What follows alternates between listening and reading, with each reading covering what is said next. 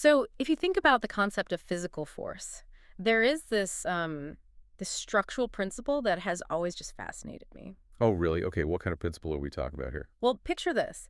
If you stand on a frozen lake wearing a pair of wide snowshoes, Uh, your weight is distributed, really. right, yeah, you are spreading the impact over a large surface area. Exactly. And because of that dispersion, the ice holds.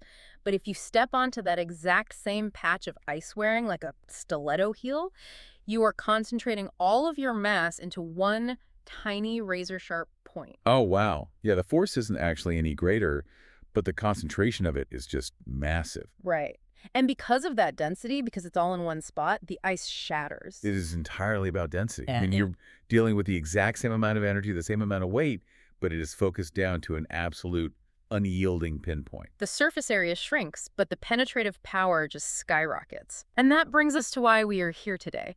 Usually when we were gathering research for a deep dive for you, our listener, we're dealing in snowshoes. We really are. We are looking at sprawling reports, hundreds of pages of data, these long philosophical treatises that take chapters and chapters to build an argument. Yeah, we distribute the intellectual weight over hours of reading. But today, for your custom deep dive, we are basically putting on the stiletto heel. We are. We are looking at a psychological payload delivered in a microscopic package. I would honestly argue it is one of the most efficient pieces of motivational architecture we have ever analyzed. Welcome to today's deep dive. It is crafted specifically for you. And our mission today is highly unusual, but, well, it's incredibly potent. Yeah, rather than sifting through pages of dense research to find a through line, we're going to extract the maximum amount of insight from an ultra-compact two-sentence excerpt. It is the absolute core of human motivation. It's from a piece titled The Mandate of Defiance. And I actually want to read the entirety of today's source text to you right now. Let's hear it. It goes exactly like this.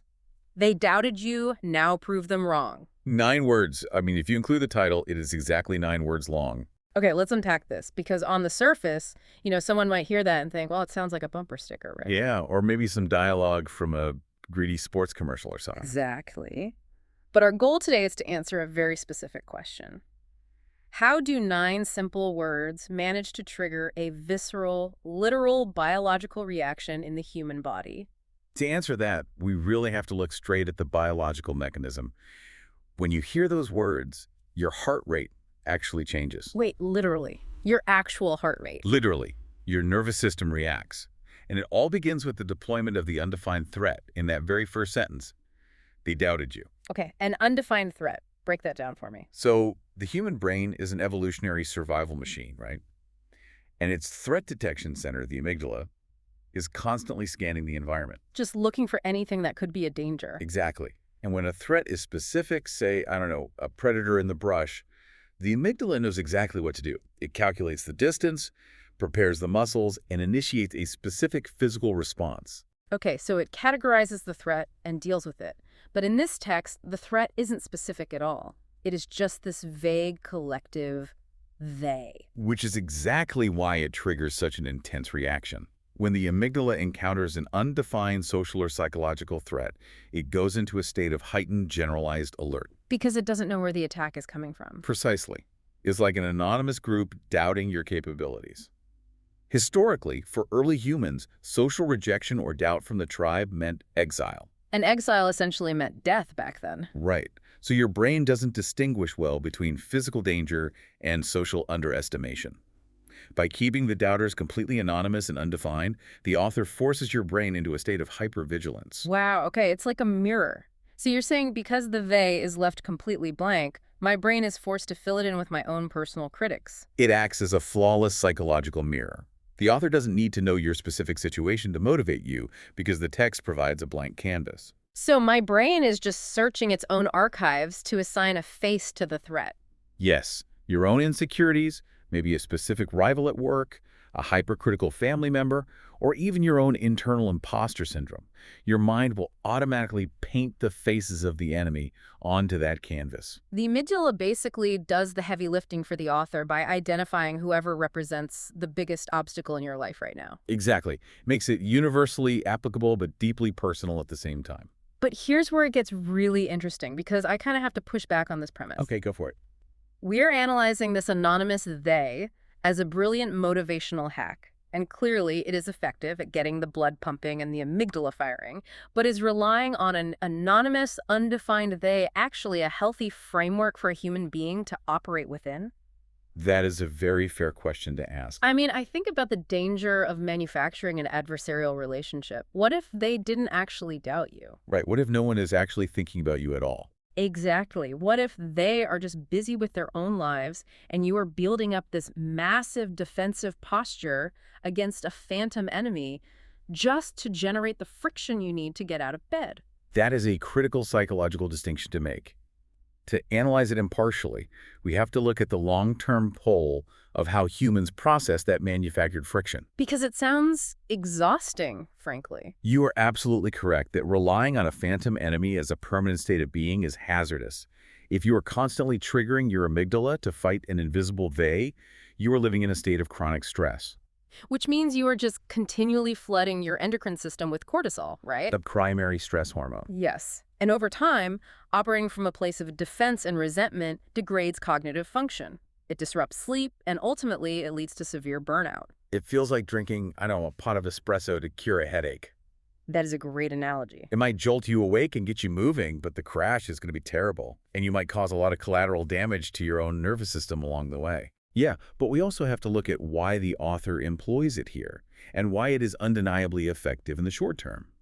Psychologically, this leverages a concept known as reactance. Reactance, I have heard of this. Yeah, reactance occurs when a human being feels that their freedom, their capabilities, or their potential are being restricted or denied by an outside force. Ah, okay. So when you are doubted, you experience this intense, aggressive motivational state. Exactly. It's an automatic pushback against the restriction. I have read about this in behavioral studies. It is the reason why if you put up a sign that says, do absolutely nothing to this wall, it will be completely covered in graffiti by the next morning. That is a classic manifestation of reactance.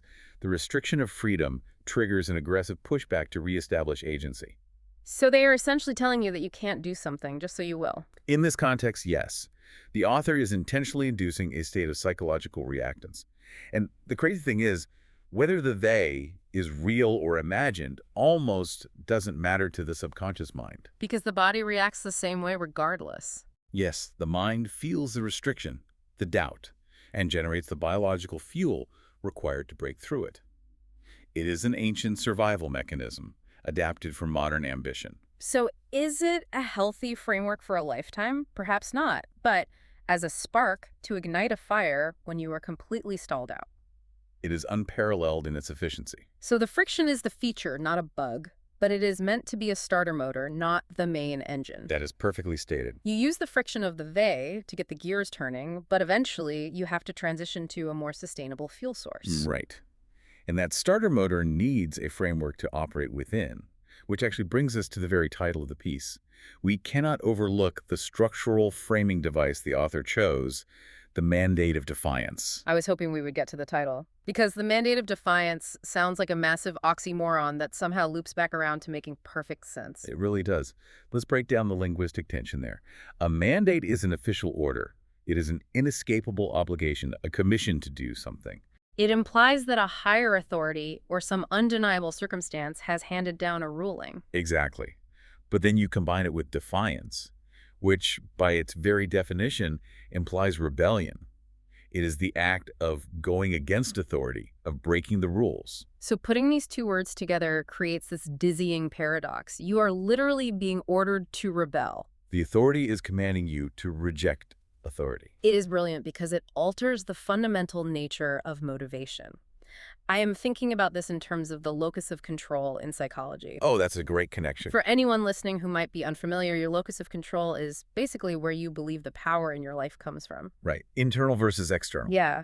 If you have an internal locus of control, you believe your own choices dictate your success. If you have an external locus of control, you feel like outside forces, fate, or authority figures are pulling the strings. And usually, we are told that an internal locus is healthier. Yeah. We are supposed to generate our own drive from within. Exactly. But the word mandate completely flips that script. It does. It temporarily enforces an external locus of control, and it does so to relieve cognitive load.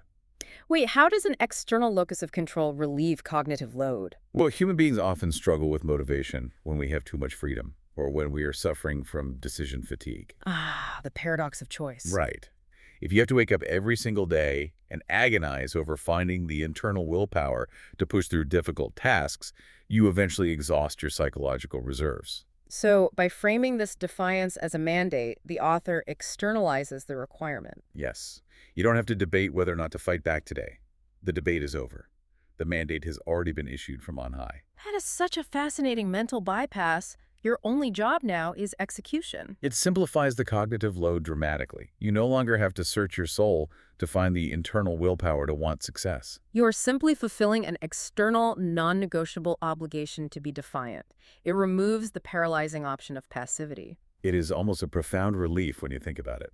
It really is. Taking the burden of finding my motivation off my own shoulders and placing it on this abstract, inescapable mandate, it completely clears the runway for action. And that action is precisely what the second sentence of our text demands. Okay, let's look at that. We have established this intense adversarial dynamic with the they. We have relieved the cognitive load by making rebellion a mandate. Now the text forces a resolution to that tension. Now prove them wrong. 4 words that completely shift the entire paradigm of the narrative. If we connect this to the bigger picture, we really have to examine the aggressive shift in grammatical tense and agency here. What do you mean by that, the shift in agency? Well, the first sentence, "they doubted you," is written in the past tense. Crucially, it is a passive condition for the reader. They were the ones taking the action. They were doing the doubting. And you were simply the recipient. You were the victim of their doubt. Yes, you were just standing there being doubted. When you isolate that first sentence, it leaves you in a very helpless, static position. So you're just stuck in the past, basically. Exactly. But then the text violently shifts gears to pull you out of that static position. Now, prove them wrong moves from the passive past to an immediate, aggressive imperative in the present tense. The word now creates instant urgency. There's no waiting for ideal conditions. And the verb prove abruptly transfers the entire burden of action onto your shoulders. It is no longer about what was done to you in the past. It is entirely about what you are going to do about it right in this exact microsecond. Yes. To bring this back to your physics analogy from earlier, think of a mechanical spring. Oh, I love this. Okay, a heavy, coiled mechanical spring. Right. That first sentence, "they doubted you," is the physical act of winding that spring up tighter and tighter. It represents all the stored potential energy. It is the tension of the past, the weight of the restriction, the biological frustration of the amygdala sensing an underestimation. It is just coiled up, waiting. Stored kinetic potential, waiting for a pathway. Then the second sentence, now prove them wrong, is the sudden release of the latch. Exactly. It takes all of that stored up, frustrating potential energy and instantly converts it into kinetic forward momentum. It gives the biological tension a place to go. Because without the release of the latch, the tension of the spring eventually warps the metal of the machine. Oh, wow. Yeah. If you only have the sentiment, they doubted you, you just harbor resentment, you stew in the unfairness of it. And you are flooding your system with that cortisol we discussed earlier. The psychological genius of the text is that it doesn't let you sit in the grievance. It uses the grievance as the raw combustible material for the action. It demands that you transmute the negative energy of being doubted into undeniable factual evidence. Because proof requires evidence. That is why the word prove is carrying so much weight here. You can't just think them wrong. Right, you can't just meditate and feel that they are wrong. You have to build the prototype, win the pitch, pass the grueling exam, create the art. You have to physically manifest a reality in the world where their doubt is rendered factually incorrect. This is why these 9 words serve as a masterclass in motivational architecture. They leverage an undefined enemy to trigger your biological threat response. They use a mandate to bypass your decision fatigue. And they demand an immediate, tangible response to release the psychological tension. It is a complete cycle of human behavioral processing written in 2 breaths. So what does this all mean for you, the listener? How do you actually deploy this kind of high-density psychology in your everyday life? Because we all face doubt, right? We all have a they. Yeah, whether it is a skeptical investor, an industry gatekeeper, or just that insidious, quiet voice in our own heads telling us we aren't quite ready yet. What this text provides is an operational philosophy for reframing adversity. It teaches us that external doubt does not have to be internalized as truth. It can just be coldly categorized as a resource. Exactly. When someone doubts you, they're essentially handing you the kinetic tension required to wind your spring. Your job is not to argue with them or try to convince them with words. Your job is to accept the tension, wind the spring, and then execute the action that proves them wrong. The proof is in the doing, not the debating. And it is a profound mechanism to carry with you. I want to make this very direct for you listening right now. Whether you are prepping for a daunting presentation tomorrow morning, whether you are tackling a really difficult new field of study and feeling severely out of your depth, or you are just generally feeling overwhelmed by the sheer scale of what you are trying to accomplish, you can wield this mandate. You can use it as a tangible tool. When the doubt creeps in, from outside or from within, you don't have to be crushed by the weight of it. You can reframe that external doubt into your own internal biological fuel. Let them doubt. Your only mandate is the defiance of proving it wrong. But as we synthesize everything we've explored today, from the biological triggers of the amygdala to the physics of psychological tension, this actually raises an important question. Okay, a lingering thought. We definitely need to consider this, especially given our earlier discussion about the sustainability of this kind of motivation. Right. What is the lingering question we need to walk away with? Let's hear it. The text brilliantly uses the doubt of others as the engine for your success. It relies heavily on the friction of the they. Yeah. But if your entire drive, your whole mechanism for moving forward in your career or your life is built purely on proving them wrong, Yeah. what happens on the day you finally do? Oh, man. Once the doubters are definitively silenced, once the evidence is undeniable, and the they have nothing left to say, who are you? And more importantly, what fuels you then? That is the stiletto heel right through the ice. It is the ultimate paradox of this kind of motivation. It really is. The very thing that gets you to the top of the mountain might be the exact thing that leaves you completely empty once you get there, because the fuel source vanishes the second you win. You have to eventually find a way to switch from proving them wrong to proving yourself right. The mandate gets you moving and it breaks through the inertia, but you have to decide where the journey ultimately ends and what sustains you when the friction is gone. You really do. So next time you feel the weight of someone's doubt, remember the mechanics of the spring. Remember the biological response of your own mind trying to protect you. Let them wind you up. Exactly. Use the mandate to bypass your own exhaustion and then release the latch. Just make sure you know what you are aiming at when you do. Keep learning, keep pushing, and we will see you on the next deep dive.